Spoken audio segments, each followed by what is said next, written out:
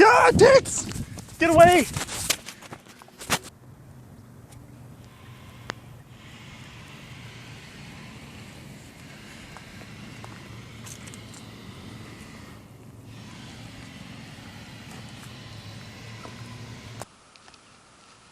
Hey there, people of YouTube. So I just wanted to talk to you guys about what I've been working on the last few weeks during summer here. I have been building a potato gun, and here it is. It's a propane-powered potato gun, and this is going to be the technical video, so if you just want to see me shoot it, you should click on the other video, because I'm just going to be talking about it in this video. So here it is. It's disassembled at the moment, and I just want to go over some of the things that I did to build it and have this come together. This is a barrel. When I first started this design, I had it with a 1/2-inch PVC barrel. It's all made out of PVC piping, and then I painted it. And then I went up to 1.5 inches bore across the barrel because I wanted to shoot a bigger potato than I could have before. It actually started running off of compressed air, and then I decided I wanted to actually make it run off of propane. So a few things, I'm just going to kind of go through it in order of what we've got here. So I'll start with the barrel. The barrel, I actually ported it along the top only to try and reduce recoil, and also for aesthetic purposes. I think it looks really nice. And I made it detachable for venting purposes and also for ease of transportation purposes. The handle, I'm actually really impressed with this handle I made. It is it is PVC, and inside I actually just filled it with glue, so it feels extremely sturdy. And I've got, wrapping it, I have really fine sandpaper, and then at the bottom I have another slightly larger piece of PVC which I slipped over it, painted. Well, before I painted it, I actually beveled the edges, so it has a really nice feel to it, and overall it looks pretty great. I'm pretty happy with it. Great. The barrel is about 36 inches long. This is the combustion chamber. It's in disassembled form right now. I'm going to move around to the other side so you can see the control systems.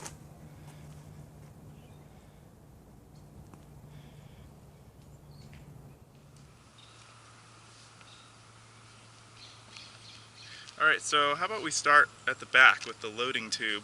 So this is the loading tube, is this U-shaped pipe here, and it runs off of these 400-gram propane containers that you can get at Home Depot or whatever, and it slides into this sleeve which I created, and then just connects right here. Screw that in a little bit. And I'm actually pretty proud of this sleeve as well. It's I also did the beveling around the corners. It looks pretty nice. Disconnect it here for a second. And I made this slight little platform just to raise it up a bit so that the propane isn't just hanging off the edge here. I actually used a piece of bicycle tube, and I put it on the end of this little tiny chunk of wood that I cut out, and it raises it up so it's exactly the same height there as everything else. And then it's sitting on this wood chunk that I found and painted, and it's actually Gorilla glued on to the combustion chamber here. But I also have these retaining straps just in case, which are screwed into the top, and then this is just some plastic strapping material I found laying around my garage.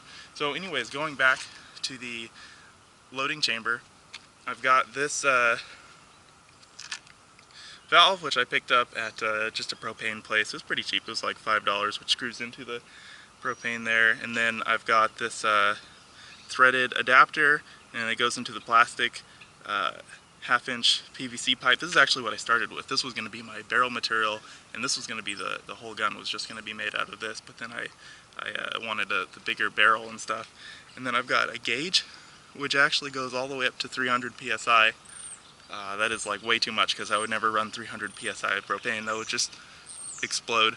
And then I've got these L pipes, and it comes around, and I've got a gas gate valve right here, and then it runs into the back of this reducer bushing, which I've painted silver. It looks pretty nice, and then kind of a purple with a flat coat on top of everything. Alright, now I'm going to take you through the combustion chamber and the electronics of what's going on here. It's pretty simple, but it was actually a challenge for me because I've never done any types of electronics wiring or really even soldering before. So it took me a while to get it, and that was pretty interesting to do.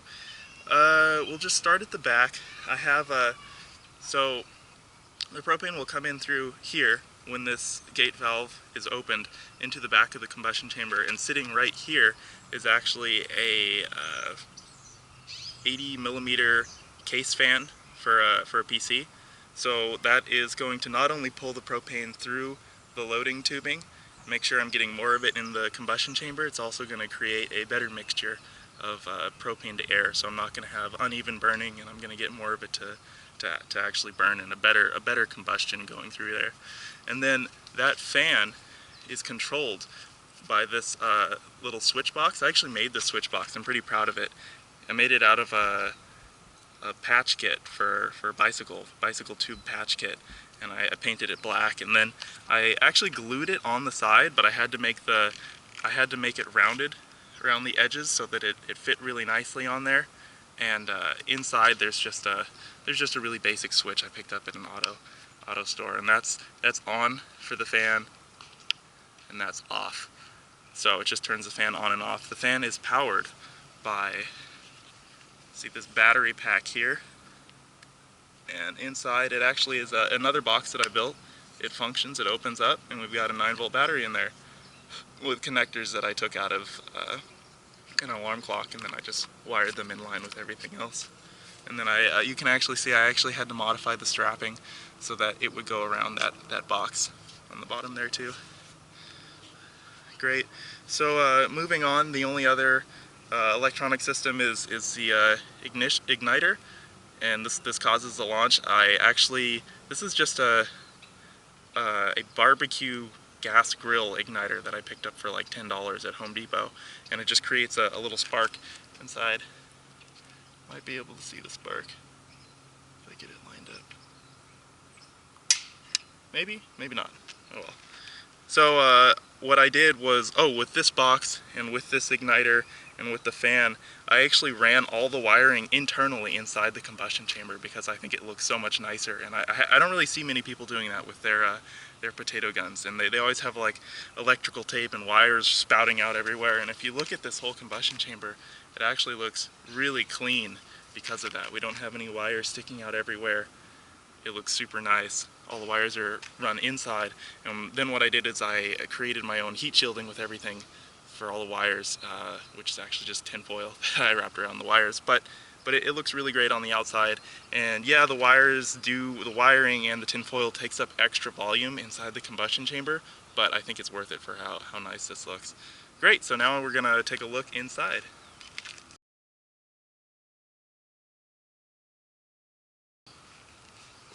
Alright, so I've got it unscrewed here. The loading chamber, the loading tubing, and the back of the combustion chamber are one piece. They unscrew together, just like that. And then inside, we've got this internal fan retaining ring, which is a piece I built right there. And what that does is it keeps the fan from sliding back and forth inside of it. I just measured it out real nicely, and it fits in there, and it's held against the back door that screws on of the combustion chamber, and then it's stopped by the fan, which we'll take a look at here in a second. Got the fan is inside there, and the fan is supported by these little wooden blocks I made. I don't know if you can actually see them. These little wooden blocks I made, I Gorilla Glued them to the edges, and I rounded the sides with a sander so that they actually go around the curvature. There's 4 of them for 4 edges of the fan. This is the fan, which you can kind of see. It didn't fit perfectly, so I had to sand the edges so that it would even fit inside this 4-inch combustion chamber. Big Insignia fan I picked up from Best Buy from like $6. So you're not going to be able to see really well, but if you can kind of see around it, you can see the heat shielding I'll have to get a better shot of this later. You can see the heat shielding inside there. You can see the igniter coming in the side, which I epoxied in there, and also the back of the actual igniter. So there's a lot of wiring in there, taking up quite a bit of space, but it looks really great from the outside. It's the fan, and here is a shot looking in the combustion chamber with the end of the barrel removed. I forgot to actually show you that the fan does indeed work.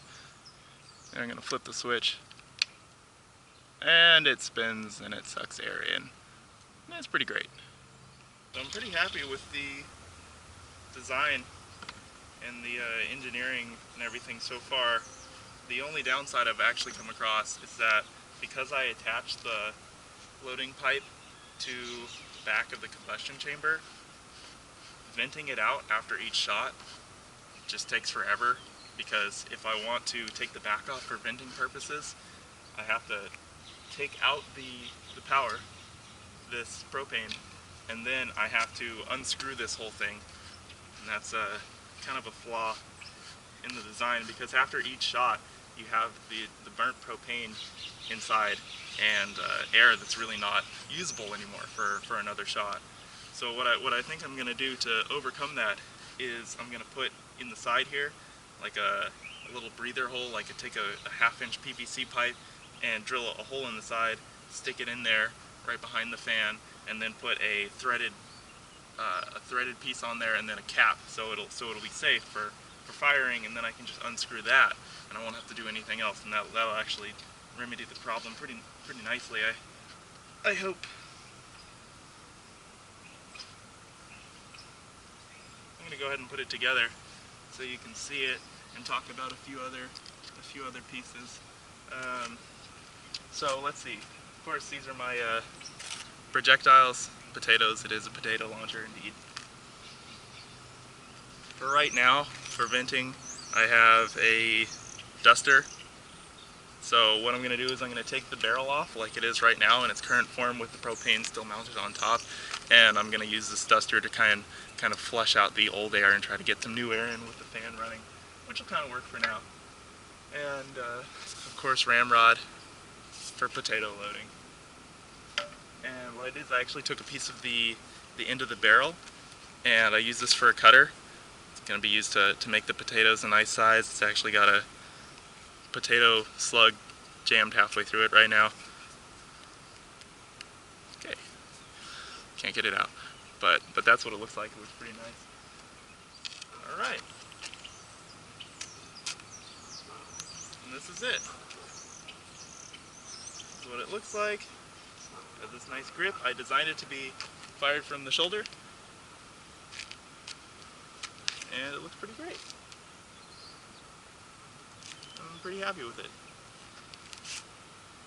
If you have any questions for me, let me know in the comments, and I'd be happy to answer them for you potato enthusiasts. This is my first shot at a potato gun, and I'm pretty happy with how it came out. Thanks for listening.